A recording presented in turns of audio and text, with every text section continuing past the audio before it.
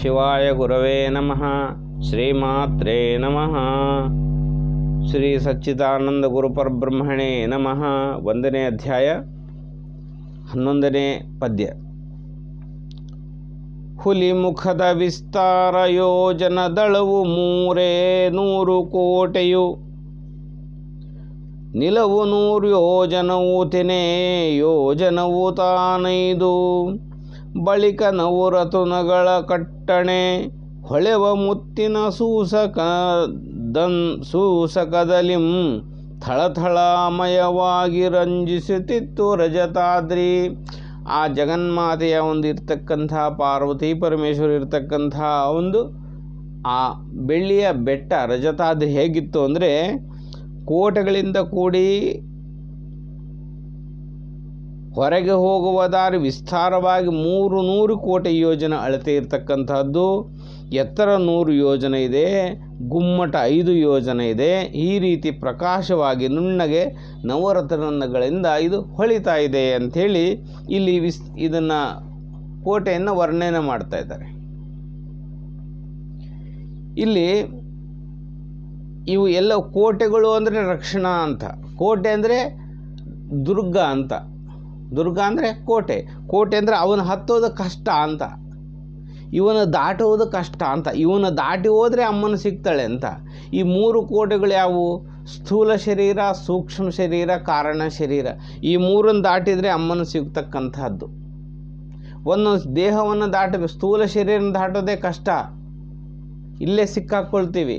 ಅದಾದಮೇಲೆ ಸೂಕ್ಷ್ಮ ಶರೀರವನ್ನು ಮಹಾ ಕಷ್ಟ, ಅದಾದಮೇಲೆ ಕಾರಣ ಶರೀರ, ಅದೆಲ್ಲವನ್ನು ದಾಟಿದ ನಂತರ ತಾಯಿ ಜಗನ್ಮಾತೆಯ ದರ್ಶನ ಆಗೋದು. ಈ ಒಂದು ರಹಸ್ಯವನ್ನು ಇದರಲ್ಲಿ ಈ ರೀತಿ ಹೇಳ್ತಕ್ಕಂಥವರಾಗಿದ್ದಾರೆ. ನಿಲುವು 100 ಯೋಜನವು, ಅದು ಅನಂತ, 100 ಒಂದೇ ಅನಂತ ಅಂತ. ತೆನೆ ಯೋಜನವು ತಾನೈದು. ತೆನೆ ಯೋಜನವು, ತೆನೆ ಅಂದರೆ 5 ಯೋಜನೆಗಳು, 5 ಇಂದ್ರಿಯಗಳು ನಮಗೆ ಕಾಣಿಸ್ತಾ ಇದ್ದಾವೆ. 5 ಪಂಚ ಏನು ಶಬ್ದ ಸ್ಪರ್ಶ ರೂಪ ರಸ ಗಂಧ, ಈ ತನ್ಮಾತ್ರ ಇವಕ್ಕೆ ಸಿಕ್ಕಾಕೊಂಡಿವಿ. 5 ನವರತ್ನಗಳು ಅಂದರೆ ಅದು ವರ್ಣನೆಗೆ ಆ ರೀತಿ ಹೇಳ್ತಕ್ಕಂಥವರಾಗಿದ್ದಾರೆ. ಆ ನವರತ್ನಗಳು ಅಂತ ತಗೋಬೋದು. ದೇಹಕ್ಕೆ ಕೆಲವೇ ಹೊಂದಿಕೆ ಮಾಡ್ತಕ್ಕಂಥದ್ದು ಇದೆ. ಈ ಮನಸ್ಸಿಗೂ ಮತ್ತು ಈ ಎಲುಬುಗಳಿಗೂ ಈ ಎಲ್ಲವಕ್ಕೂ ಇಲ್ಲಿ ವರ್ಣನೆ ಮಾಡಿ ಹೇಳ್ತಕ್ಕಂಥವರಾಗಿದ್ದಾರೆ. ಆಮೇಲೆ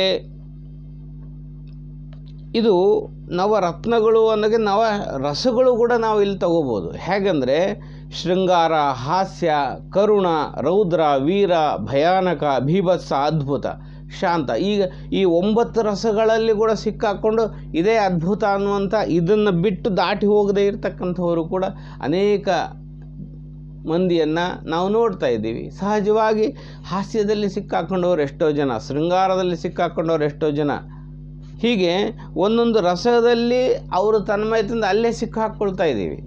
ಹೀಗೆ ಇವೆಲ್ಲವನ್ನು ಎತ್ತಿ ಹೋಗತಕ್ಕಂಥದ್ದು, ಇವೆಲ್ಲವೂ ಶಬ್ದ ಸ್ಪರ್ಶ ರೂಪ ರಸ ಗಂಧದಿಂದನೇ, ಈ 5 ತನ್ಮಾತ್ರೆಗಳಿಂದನೇ ಯಾವುದೇ ಅನುಭವ ನಮಗೆ ಬರಬೇಕಂದ್ರೂ ಶಬ್ದ ಸ್ಪರ್ಶ ರೂಪ ರಸ ಗಂಧ ಈ 5 ಇಂದ್ರಿಯಗಳಿಲ್ಲದೆ ಹೋದರೆ ಮುಗೀತು, ಸಂತೆನೇ ಮುಗೀತು. ಏನು ಈಗ ಕಣ್ಣಿದೆ, ಈಗ ಶಬ್ದ, ಕಿವಿ ಇದೆ, ಆದರೆ ಕೇಳಿಸೋದಿಲ್ಲ. ನಮಗೇನಾರ ಅನುಭವ ಆಗುತ್ತಾ? ಅನುಭವ ಆಗೋದಿಲ್ಲ. ಸ್ಪರ್ಶ, ಸ್ಕಿನ್ ಇದೆ, ಚರ್ಮ ಇದೆ, ನಮಗೆ ಟಚ್ ಗೊತ್ತಾಗುತ್ತೆ. ಇದಕ್ಕೇನಾದ್ರು ಸಮಸ್ಯೆ ಬಂತು, ಇದ್ರ ಶಕ್ತಿ ಹಿಂದಕ್ಕೆ ತೊಗೊಳ್ತಂದರೆ ಅದು ಸ್ಪರ್ಶನೇ ಆಗೋದಿಲ್ಲ. ಆವಾಗ ನಮಗೆ ಅನುಭವ ಆಗೋದಿಲ್ಲ, ಸ್ಪರ್ಶದ ಅನುಭವನೇ ಇಲ್ಲ. ರೂಪ, ಕಣ್ಣಿದ್ದಾವೆ, ಕಣ್ಣು ಕಾಣಿಸಂಗಿಲ್ಲ, ಶಕ್ತಿ ಹೊರಗೆ ಕೇಳು. ಕಣ್ಣು ಚೆನ್ನಾಗಿ ಕಾಣಿಸ್ತೈತೆ, ಕಣ್ಣು ರೂಪ ಕಣ್ಣು ನೋಡಲಿಕ್ಕಿರಲ್ಲ, ಆವಾಗ ಆ ದರ್ಶನವನ್ನು ಮಾಡಲಿಕ್ಕೆ ಸಾಧ್ಯ ಆಗೋದಿಲ್ಲ. ರಸ, ನಾಲಿಗೆ ಇದೆ, ಅದಕ್ಕೆ ರುಚಿನೇ ಇಲ್ಲ ಅಂದುಬಿಟ್ರೆ ಏನಾಗುತ್ತೆ? ಏನು ಹಾಕಿದ್ರು ಸುಮ್ಮನೆ, ವಿಷ ಹಾಕಿದ್ರು ನುಂಗ್ತದೆ, ಸಿಹಿ ಹಾಕಿದ್ರು, ಖಾರ ಹಾಕಿದ್ರು, ಏನು ಹಾಕಿದ್ರು, ಯಾಕಂದರೆ ಅದರ ಒಂದು ಗ್ರಹಣ ಮಾಡ್ತಕ್ಕಂಥ ಶಕ್ತಿ ಇದೆ. ಅದು ಇಲ್ಲದೆ ಹೋದರೆ ಅದು ಸುಮ್ಮನೆ ನುಂಗಿಸ್ತದೆ. ಕೆಲವರು ಹುಷಾರಿಲ್ಲದಾಗ ಹೇಳ್ತಿರ್ತಾರೆ, ಆರಾಮಿಲ್ಲ, ನನ್ನ ಜ್ವರ ಇಲ್ಲ, ನನಗೆ ರುಚಿ ಹೋಗಿಬಿಟ್ಟಿದೆ, ಏನು ತಿಂದರೂ ಸಪ್ಪೆ ಕಾಣಿಸ್ತದೆ ಅಂತ. ಹೀಗೆ ಆ ರಸ ಒಂದು ಇಂದ್ರಿಯ ಎಳ್ಕೊಂಡಾಗ ಅದೇನಾಗುತ್ತೆ? ರಸ ಇಂದ್ರಿಯ ಹೋಯಿತು. ಇವು 5 ಮುಖ್ಯ ರಸ, ಗಂಧ ಮೂಗಿಂದು.